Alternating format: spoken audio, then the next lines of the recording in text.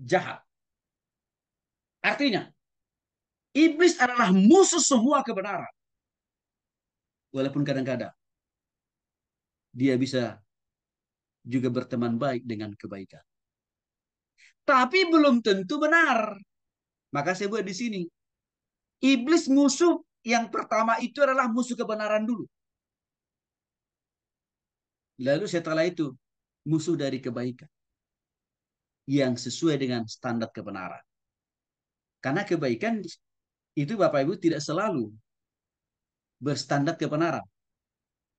Enggak selalu. Artinya apa? Kebaikan itu belum tentu benar. Tapi yang benar sudah pasti baik. Oke? Artinya iblis ini penuh dengan kejahatan. Maka untuk itu dia terus-menerus memancarkan segala bentuk upaya dan usaha untuk merusak semua yang Tuhan ciptakan, termasuk manusia. Matius 6 ayat 13 menyinggung hal itu Bapak Ibu. Contoh, kebencian yang ada dalam diri manusia terhadap sesamanya adalah produk daripada si jahat atau si iblis. Maka upaya-upaya manusia untuk membenci sesamanya, lewat perkataan, lewat tindakan dan perbuatan, itu adalah cerminan daripada sifat-sifat iblis yang ada dalam diri orang bersangkutan.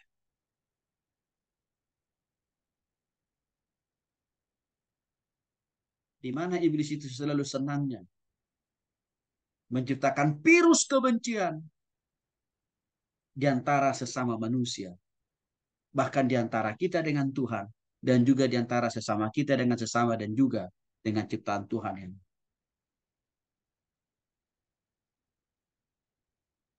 pembunuhan yang terjadi di antara sesama manusia, apakah lewat perkataan, apakah lewat tindakan dan perbuatan, itu juga adalah bentuk-bentuk pekerjaan atau sifat-sifat iblis yang ada di dalam diri orang itu sendiri. Maka hati-hati sekali lagi Bapak Ibu, saya terus ingatkan, hati-hati kita. Jangan sampai mau menjadi kaki tangannya iblis. Jangan sampai kita menjadi perpanjangan tangan iblis. Jangan sampai kita mewarisi sifat-sifat iblis. Maka ketahuilah Bapak Ibu, waktu semua hal yang jahat muncul di hati dan pikiran kita harus cepat-cepat sadari. Duh,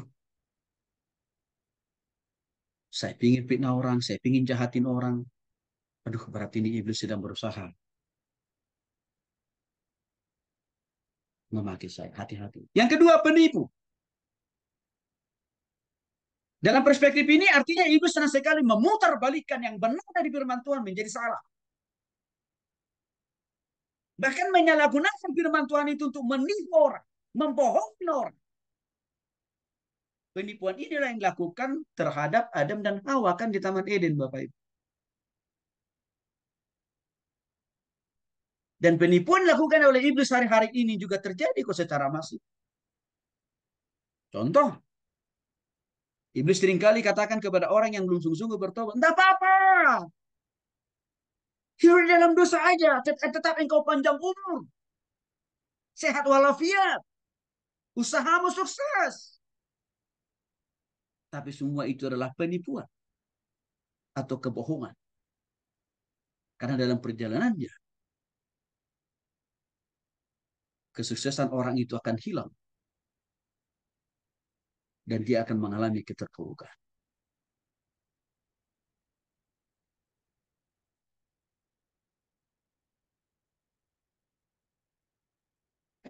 Yang ketiga, sifat daripada iblis itu adalah mencoba. Artinya apa?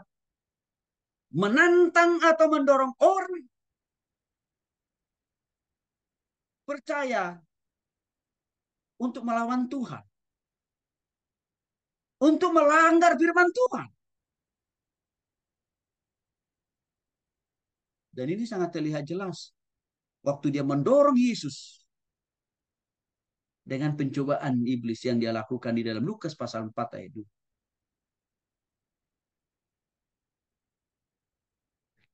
Sifat-sifat iblis dalam hal pencobaan ini kan juga dia lakukan hari-hari ini bagi kita manusia. Saya sudah banyak singgung tadi.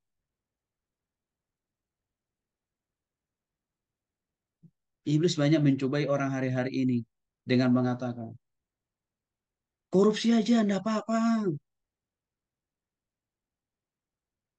Gak ada yang lihat kok. Kan gitu. Belum lagi iblis katakan, supaya dosa korupsimu, supaya korupsimu itu tidak menjadi dosa di hadapan Tuhanmu, kata iblis. Kasih nanti perpuluhanmu ke gereja. Hati-hati loh.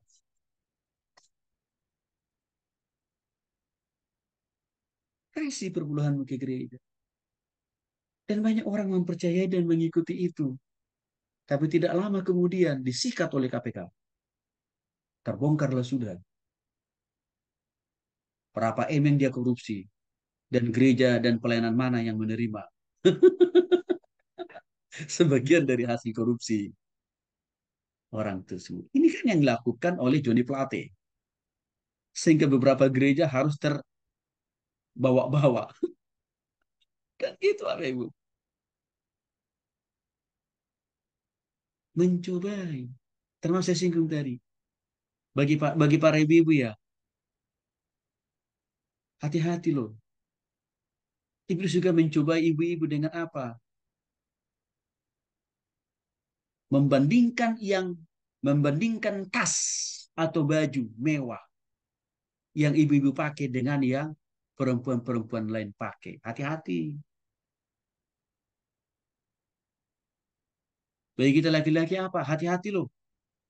Membandingkan diri kita dengan penghasilan kita dengan penghasilan tetangga kita. Di situ juga iblis bisa mencoba kita dengan mendorong. Ya, tetanggamu itu karya loh, lihat rumahnya bagus, besar, mobil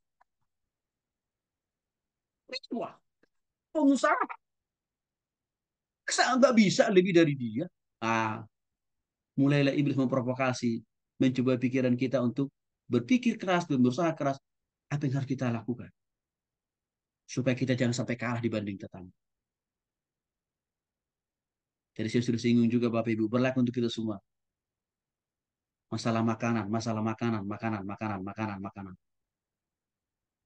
Iblis bisa juga mencobai kita hari-hari ini.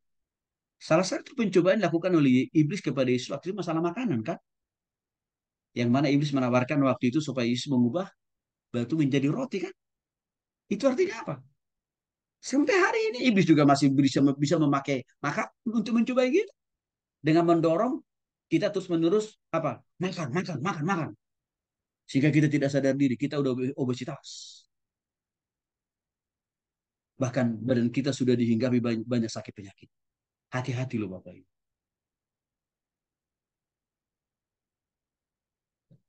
Itu adalah bentuk sifat-sifat daripada iblis. Yang keempat, sifat dari iblis itu apa? Pencuri. Artinya iblis berusaha mencuri firman Tuhan dari dalam hati dan pikiran orang. Supaya orang itu tidak mengerti, tidak memahami, dan juga akhirnya dia vakum, tidak melakukan firman Tuhan. Lukas pasal 8 ayat 12 menyatakan itu. Yang jatuh di pinggir jalan ialah orang yang telah mendengarnya. Kemudian datanglah iblis. Lalu mengambil firman itu dari dalam hati mereka.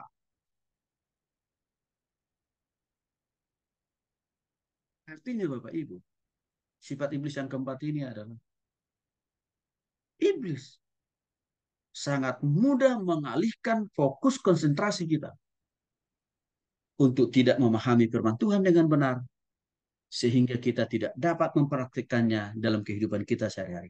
Itu bisa iblis lakukan. Contoh konkret. Waktu ibadah hari Minggu, terlebih khusus waktu pas lagi khotbah, orang yang lebih banyak sibuk, buka handphonenya, update status, oke, okay? Kasih komentar di setiap foto orang yang dia lihat. Bahkan dia sibuk nonton berita atau baca berita. Itu banyak terjadi dan dilakukan oleh orang Kristen waktu saat ibadah hari Minggu loh Bapak Ibu. Itu persis waktu saat khotbah kan kita. Itu adalah bentuk pekerjaan atau sifat-sifat dari si iblis.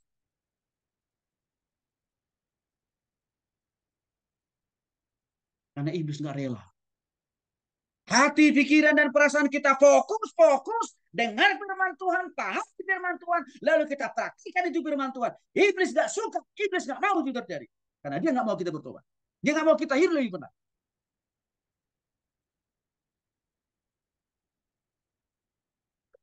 Jadi, di berbagai gereja seperti itu kan Bapak Ibu, terjadi kok. Saya berharap Bapak Ibu waktu kita lagi kuliah seperti ini, tolong Bapak Ibu jangan juga sibuk. Habis status, lihat foto orang di Facebook, atau baca berita. Karena kalau itu yang kita lakukan, berarti sifat-sifat iblis sedang juga terwaris di dalam diri kita. Hati-hati kita juga. Hati-hati tuh. Bahkan Bapak Ibu, masih terjadi juga.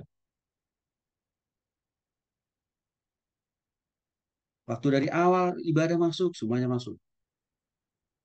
Tapi waktu Pak Pendeta naik mimbar, setengah dari jemaat itu sudah keluar. Lalu mereka di luar sibuk merokok. Sibuk ngerumpi. Si bolis atau si iblis lah yang menguasai diri orang itu sebenarnya. Karena sedang dialihkan hati dan pikiran konsentrasinya untuk tidak perlu mendengar firman Tuhan, tidak perlu paham firman Tuhan, dan akhirnya tidak perlu melakukannya, akhirnya tidak perlu bertobat. Itu nggak disadari orang itu. Termasuk waktu kita dengar khotbah kita tidur.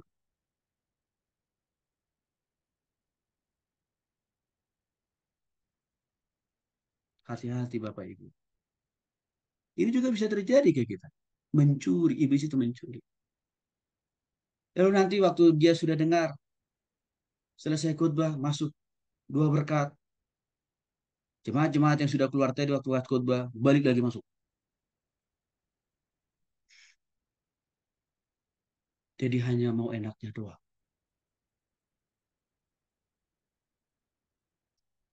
Contoh lain, bagaimana sifat-sifat iblis ini juga suhu dalam diri orang yang belum percaya hari ini. Waktu hamba Tuhan menyampaikan firman Tuhan, dia lebih sibuk ngerumpi, ngobrol. Itu sebenarnya pekerjaan iblis dalam diri orang bersangkutan. Maka Bapak Ibu yang dikasih oleh Tuhan Yesus Kristus, sifat-sifat jahat, sifat-sifat dari iblis ini, jahat, penipu, pencoba, pencuri, jangan sampai terwaris di dalam diri kita.